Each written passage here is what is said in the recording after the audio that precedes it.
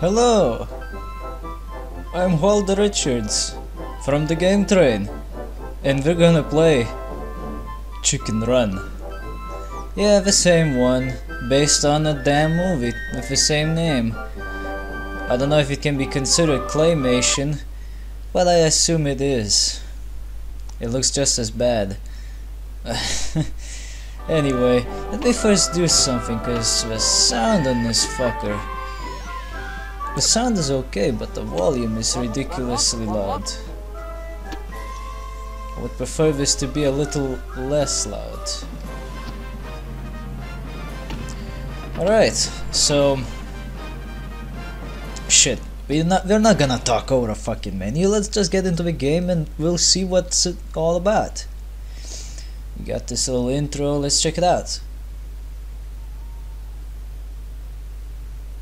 Naturally, all of this is based on the movie, so yeah.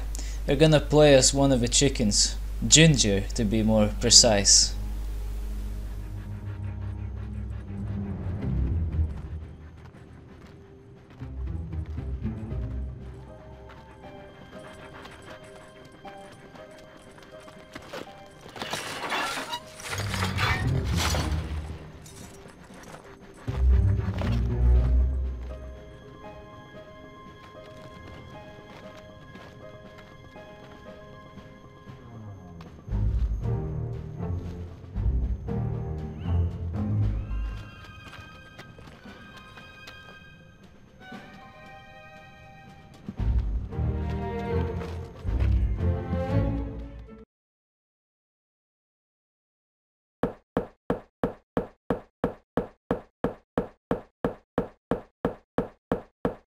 Hi, Mac.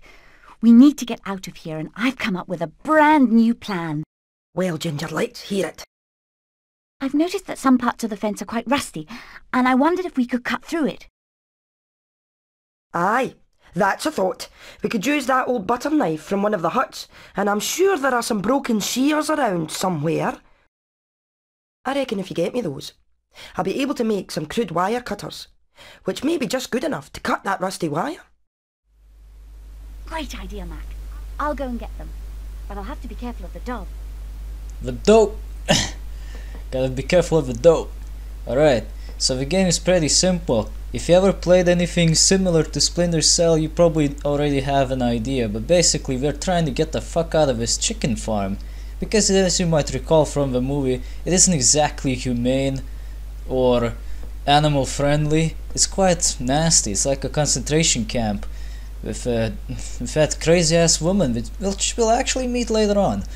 Yeah, and we already got a plan how to get the fuck out of here. If you press the triangle button, or in my case Y, cause I'm using a fucking Xbox controller.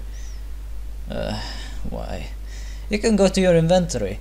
You can carry up to 6 items at the same time. Keep that in mind. Any more than that, and no, you just don't have enough space in your pucker hole. If you press the circle button, which is B for the controller, for the Xbox controller, you'll be able to take a look at your map. At the moment we don't have much of anything on this map. You can collect pieces of the map. I'll show you how. If you press the square button, which is X, you'll be able to access the plans. You can use this screen to review the plans of your current escape.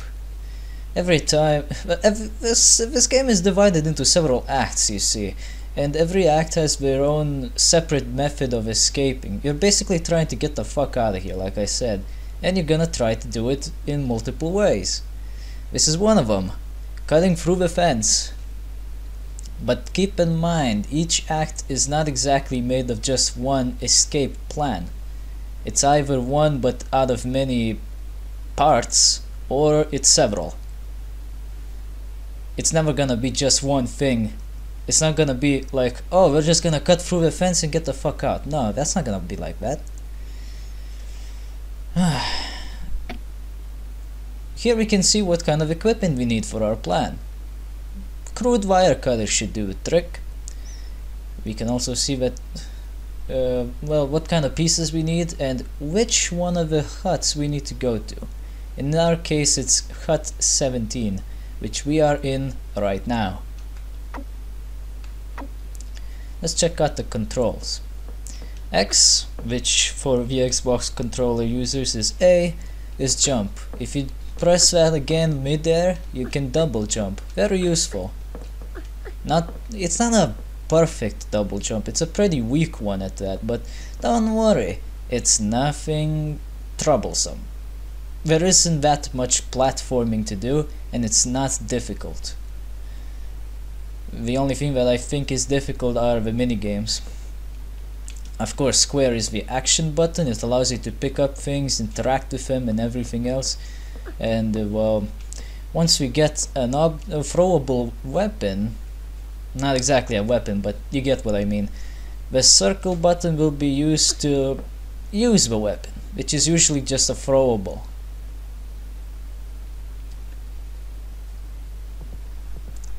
Now we are outside. It's a little bit different when we are outside. Take a look at the bottom left.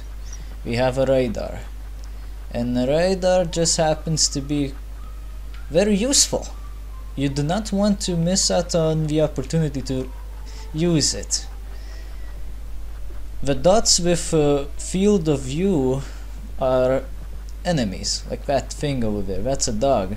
If he sees you, he will try to chase after you. If he catches you, you're fucked. You don't have lives in this game, that's a thing that you have to keep in mind as well. If you get caught, you just restart from a certain checkpoint or something like that. I don't remember exactly because it's been a while. But you can distract them with the sprouts that you can pick up. It's these green boxes. And we found a piece of our wire cutters, the broken shears. Now we can only walk around in this particular field. There's only 4 huts, I mean, and 2 items to pick up here besides the sprouts. Also, because it kind of I'm sorry, I'm just a little overwhelmed at the fact that we finally finished up Gothic 3. It's been 3 years after all. Because this game includes some stealth mechanics, stepping on metallic objects or stepping into the light will immediately get you detected by the dogs. So don't do that. Around various places you'll find pieces of the map. You should collect them, it'll help you out. If you go to hut number 1, you'll be able to change your settings. This is like the main menu. The first thing you will always be facing is the bed to save up. You can check your medals here, nothing special. Change the sounds, change the controller setup. I'm gonna turn on the vibration because my emulator supports that. You can watch the movies you unlocked, you can take a look at the pictures you unlocked, which you ain't got none.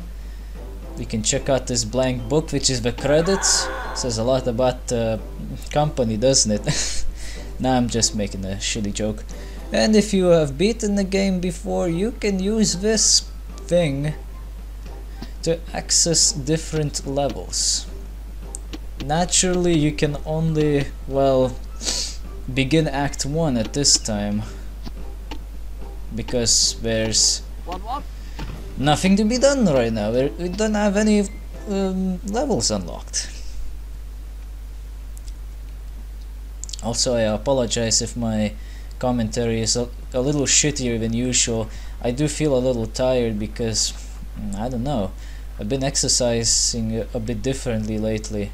Changed my exercise routine and my body's sore as shit. I have a bit of trouble just thinking straight.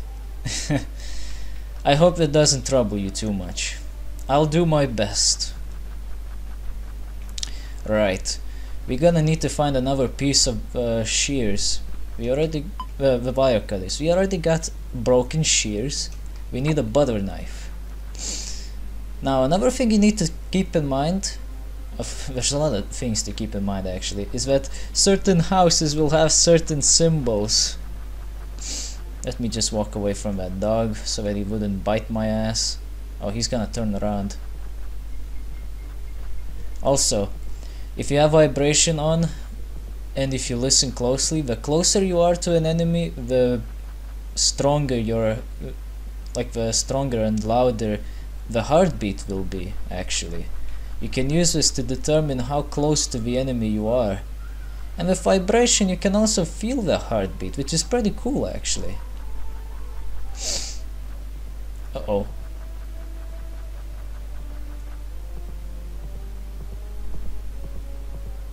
Yeah, just like that. This hut is for a minigame, we'll check it out in a bit. Certain huts will have symbols like this wrench here. It means that for your plan, it's not that there's an item to pick up, but there will be things to do here. Like this is where the assembly of your plan will happen.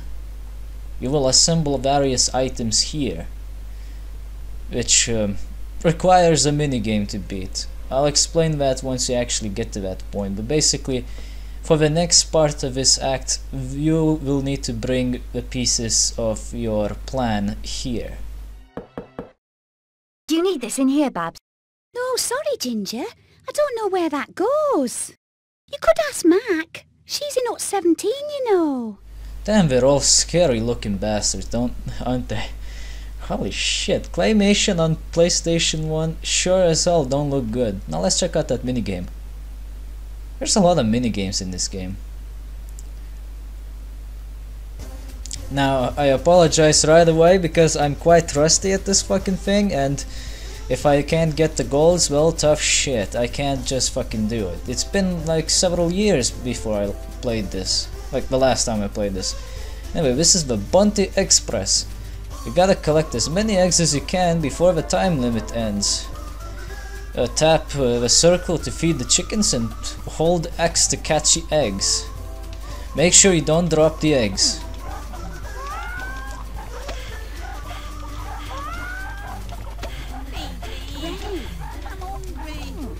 Damn, boy. So this is how it feels like to work in a real farm. I believe that if you're not looking at one of the eggs, it moves faster actually, but that's just a guess at best.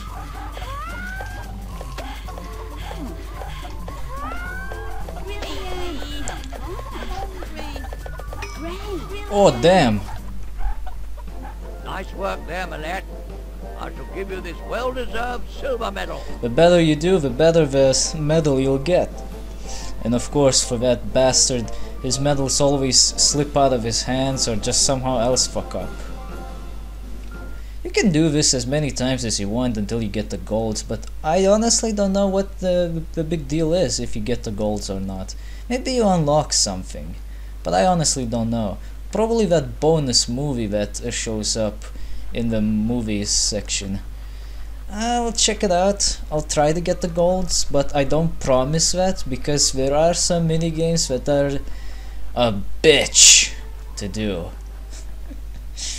And I fucking hate them. There's one in particular that I hate the most, but we'll get to that later. Let's assemble that thing. I managed to avoid the dogs and find the other blade you need. Aye, that's brilliant. Well done, Hen. Now placing the bolt I already have through the centre of the two whilst crossing them in a 90-degree fashion like so, give her a wee bit of a tweak and hey presto! Wire cutters. They look great. I hope they'll be strong enough. Well, remember, it'll only work on the rusty fence wire. When I first played this, I had the Russian version and they obviously didn't have any voiceovers. But for some reason this one had voiceovers in some areas. This one had. And when I heard it, I'm like, what the fuck? Oh yes, thanks, Mac. Now, I have to be able to get through the fence to get things for our next escape attempt. But what then, Hen? Well, it's a bit extreme, but if we could disguise ourselves so that the dogs don't recognise us, then we'll be able to get out of here. I think we may be able to dress up as Mrs. Tweedy. Do you think it's possible? Sounds like a tall order to me. I can't work miracles, but we might pull it off. If you can find some poles, some boots, some gloves, but the key element is Mrs. Tweedy's long dress. Yeah, this is our main escape plan for Act 1. We have to disguise as Mrs. Tweedy, the bitch of the farm. In more ways than... well, never mind. She's not really a whore, but she is a terrible person. If I were you, I'd check round the back of the farmhouse. Okay, you work out the details and I'll get everything you need. Babs will be great for this. She's over in hut 16, and we'll make the disguise there. Right, I'll take the things over there. Make sure she knows the plan. Like I said, in the hut 16 where the wrench was painted all over the walls, that is where we assemble the disguise. In other acts, it's gonna be pretty much the same thing. Whenever we need to do something, we go to that specific house to deliver the goods to assemble the thing for our escape plan. That's all we're doing here. Just going through the acts trying to escape. Right, so now we have the wire cutters. We have to find that specific part of the fence that was shown in the plan earlier and cut it, which is here. Go to your inventory, equip the wire cutters, stand here and press square.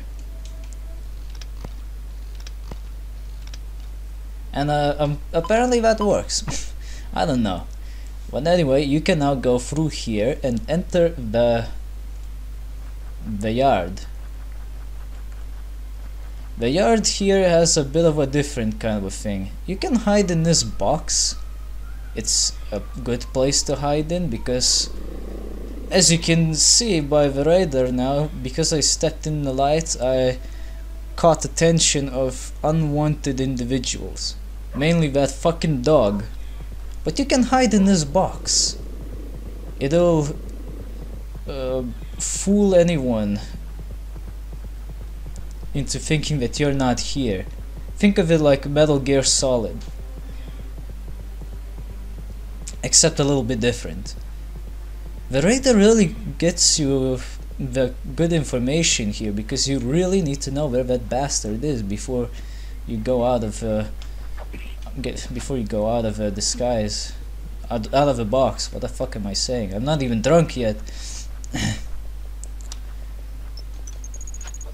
Looks like another part of the map. Now we have this part of the map.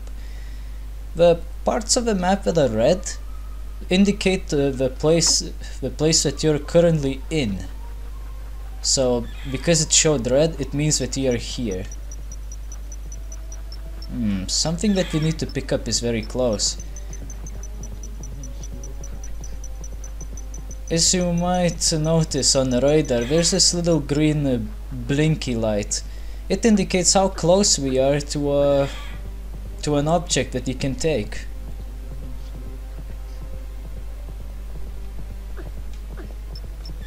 We gotta hurry here. You don't want to get caught by the bitch. Oh, you can also find bonus pictures just lying around here. Oh, so that's how you do it. I actually forgot about it completely. You can use the sprouts to get the dog's attention away from you. It's kinda helpful. By the way, spotlights are not insta-death, but it's an insta-spot. So, don't get noticed. It's basic stealth. Don't get noticed.